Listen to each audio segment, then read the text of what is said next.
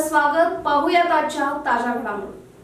महाराष्ट्रातील कोकण भागात मुसळधार पाऊस पडत असून त्यामुळे चिक्कोडी तालुक्यातील सुक्षेत्र एडूरच्या श्री वीरभद्रेश्वर मंदिराचे गर्भगृह पूर्णपणे जलमय झाले.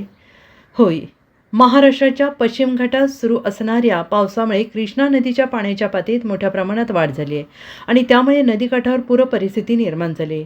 श्री वीरभद्रेश्वर मंदिराची पौराणिक पार्श्वभूमी असलेल्या चिक्कोडी तालुक्यातील सुक्षेत्र एडूर येथील श्री वीरभद्रेश्वर मंदिराच्या गर्भगृहात कृष्णा नदीचं पाणी दाखल झालेलं आहे आणि त्यामुळे भाविकांची निराशा झाली आहे.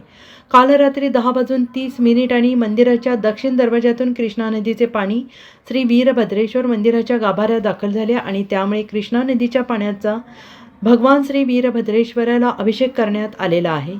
गर्भगृहात पाणी प्रवेश करताच पुरोहितांनी पूजा आरती केली आणि श्री वीरभद्रेश्वर आणि श्री भद्रकालेश्वर या देवतांना श्रीकाड सिद्धेश्वर मठात आणण्यात आलं. कर्नाटक, महाराष्ट्र, आंध्र प्रदेशसह देशातील विविध भागातील भाविकांचे आराध्य दैवत असणाऱ्या श्री वीरभद्रेश्वर मंदिराच्या गर्भगृहात पाणी शिरलेलं आहे आणि दर्शन पूर्णपणे बंद झालेलं आहे. त्यामुळे साहजिकच भाविकांची निराशा झालेली आहे. SB न्यूजसाठी इंगळीहून राजू कोळी. राजकीय, सामाजिक, आर्थिक असा सर्व घडामोडींचा आढावा पाहायला विसरू नका SB न्यूज चॅनल आणि नक्कीच सबस्क्राईब करा.